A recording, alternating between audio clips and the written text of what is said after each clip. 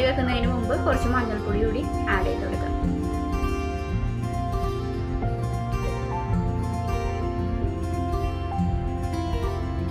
നന്നായിട്ട് ഇളക്കി യോജിപ്പിച്ചിട്ട് നമുക്ക് മൂടി വെക്കാം. എന്നിട്ട് അതൊരു മറ്റൊരു സ്റ്റൗവിലേക്ക് മാറ്റിയിട്ട് ഈ സമയത്ത് നമുക്ക് ചെമ്മീനൊന്ന് റോസ്റ്റ് ചെയ്തെടുക്കാം. ഞാനൊരു ഉരുളി എടുത്ത് വെച്ചിട്ടുണ്ട്. ഇതിലേക്ക് നമുക്ക് വെളിച്ചെണ്ണ ആഡ് ചെയ്ത് കൊടുക്കാം. നമ്മളിപ്പോൾ ഇത് മുഴുവനും ഈ ചോറ് മുഴുവനും വെക്കുന്നത് വെളിച്ചെണ്ണയിലാണ്. അപ്പോൾ വെളിച്ചെണ്ണ തന്നെ ആഡ് ചെയ്ത് കൊടുക്കാം. എന്നിട്ട് അതിലേക്ക് സവാള ഇട്ട് കൊടുക്കാം.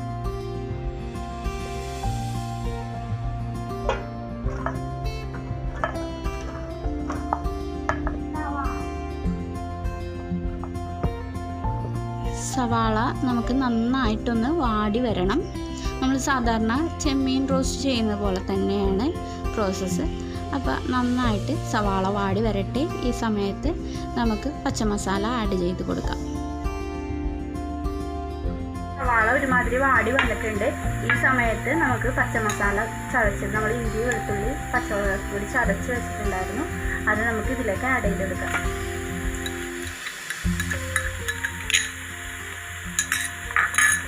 അതൊന്ന് ജസ്റ്റ് ഒന്ന് മൂട്ടി വരാനായിട്ട് നമുക്ക് തക്കാളി കൂടി ആഡ് ചെയ്ത് കൊടുക്കാം.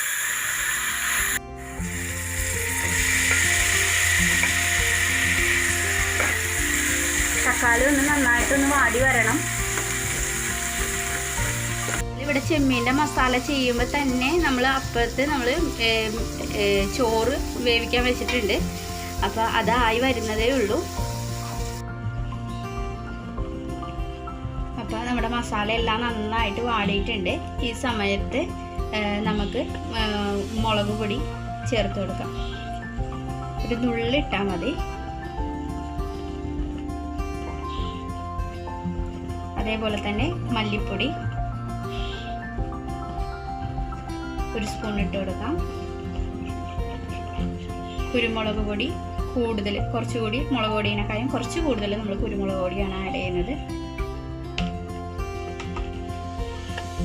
പിന്നെ ഗരം മസാല അതൊരു 1/4 സ്പൂൺ ഇട്ടിട്ടുണ്ട്. പിന്നെ ഉപ്പ് ആവശ്യത്തിന് ഉപ്പിട്ട് കൊടുക്കാം. പിന്നെ ലേശം മഞ്ഞൾപ്പൊടി കൂടി ആഡ് ചെയ്ത് കൊടുക്കാം. ഇതെല്ലാം കൂടി നന്നായിട്ടൊന്ന് മിക്സ് ചെയ്യണം. ഇവിടെ നല്ല കാറ്റുണ്ട്, അതുകൊണ്ട് നമ്മുടെ അടുപ്പിങ്ങനെ ആളണയാണ്. അതാണ് ഇതൊന്ന് വാടി വരാൻ കുറച്ച് സമയം എടുക്കുന്നത്.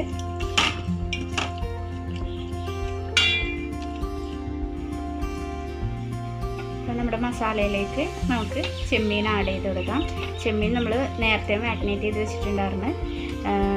അപ്പോൾ നമ്മൾ ഇനി അത് പൊരിക്കുകയൊന്നും ചെയ്യണില്ല, ഡയറക്റ്റ് നമ്മൾ ഇതിലേക്ക് ഇടുകയാണ് ചെയ്യുന്നത്. എന്നിട്ട് അതിൽ കുറച്ച് വെള്ളം ഒഴിച്ച് നമ്മളൊന്ന് വേവിച്ചെടുക്കുകയാണ് ചെയ്യാൻ പോകുന്നത്.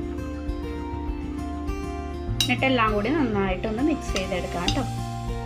ഈ സമയത്ത് നിങ്ങൾ ഉപ്പൊക്കെ കറക്റ്റ് ആണോ എന്ന് നോക്കണം.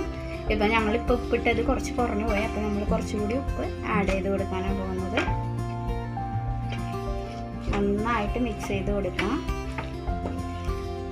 ചെമ്മീനിലെല്ലാം മസാല ഒന്ന് നന്നായിട്ട് പിടിക്കുന്നതിന് വേണ്ടിയാണ് നമ്മളിപ്പോൾ ഒന്നുകൂടി മിക്സ് ചെയ്യുന്നത്.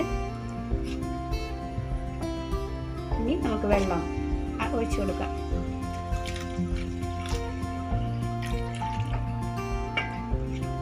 നമ്മളിപ്പോൾ അധികം വെള്ളം ആഡ് ചെയ്യുന്നില്ല. കാരണം എന്ന് പറഞ്ഞു കഴിഞ്ഞാൽ ചെമ്മീന് വേവ് കുറവാണല്ലോ. നമ്മൾ ചിക്കനും ബീഫൊക്കെ വേവിക്കുന്ന പോലെ നമ്മൾ കുക്കറിലിട്ടൊന്നും വേവിക്കേണ്ട ആവശ്യമില്ല. ചെമ്മീന് വേവ് കുറവാണ്, അതുകൊണ്ട് അധികം വെള്ളത്തിൻ്റെ ആവശ്യമില്ല. പിന്നെ നമ്മൾ ആ ചോറിലേക്കാണ് നമ്മളിത് ആഡ് ചെയ്യാൻ പോകുന്നത്, അതുകൊണ്ട് നമുക്ക് ഇത്രയും വെള്ളം മതി. എന്നിട്ട് നമുക്കൊന്ന് അടച്ച് വെച്ച് നന്നായിട്ടൊന്ന് വേവിച്ചെടുക്കാം. ഇതൊന്ന് അടച്ച് വെച്ച് വേവിക്കാം. ഈ സമയത്ത് നമുക്ക് ചോറൊന്ന് നോക്കാം. വെള്ളം വറ്റുന്നതേ ഉള്ളൂ, കുറച്ചുകൂടി വെള്ളം വറ്റാനുണ്ട്, കുറച്ച് വേവ് കൂടി ഉണ്ട്. അപ്പോൾ നമുക്ക് ഒന്നുകൂടി ഇളക്കി കൊടുത്തിട്ട് ഒന്നുകൂടി അടച്ചു വെച്ച് വേവിക്കാം.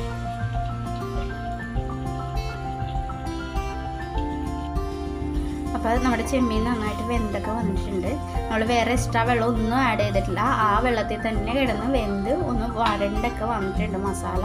ഈ സമയത്ത് നമുക്ക് ചോറ് എന്തായാലും നോക്കാം.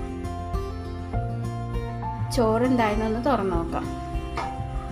അപ്പോൾ ചോറ് നമുക്ക് നന്നായിട്ടൊന്ന് വെന്തൊക്കെ വന്നിട്ടുണ്ട്. കുറച്ചുകൂടി വെള്ളം വറ്റാനുണ്ട്.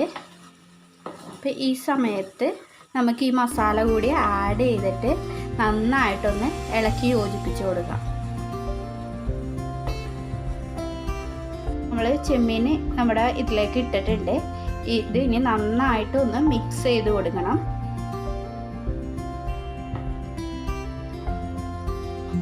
ചോറ് നമ്മുടെ നന്നായിട്ട് മിക്സ് ആയിട്ടുണ്ട്, നല്ലപോലെ മിക്സ് ആയിട്ടുണ്ട്. ഇനി നമുക്കിതൊന്ന് അടച്ച് വെച്ചിട്ട് കുറച്ച് ഒരു 5 മിനിറ്റ് ഒന്ന് വെള്ളം വലിയാൻ വേണ്ടി വെക്കാം.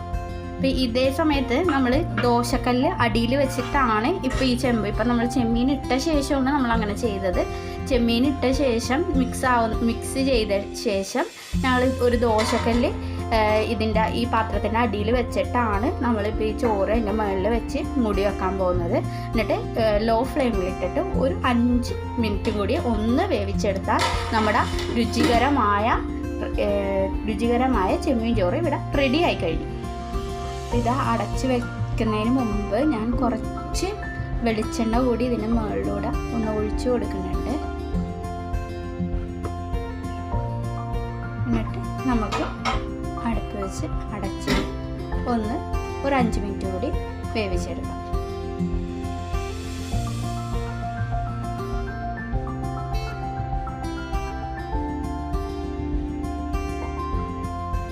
നമ്മുടെ രുചികരമായ ചെമ്മീൻ ചോറ് ഇവിടെ തയ്യാറായി കഴിഞ്ഞു.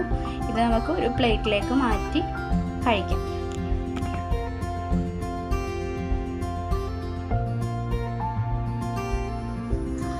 അപ്പോൾ നമ്മുടെ ചെമ്മീൻ ചോറ് ഇവിടെ റെഡി ആയി കഴിഞ്ഞു. വളരെ വളരെ ടേസ്റ്റാണ്. എന്തായാലും വീട്ടിൽ ട്രൈ ചെയ്ത് നോക്കണം. ഇപ്പോൾ കൊച്ചി സൈഡുള്ളവർക്കൊക്കെ ആണെങ്കിൽ ഓൾറെഡി ചെമ്മീൻ ചോറ് എന്താണെന്ന് അറിയുമായിരിക്കും.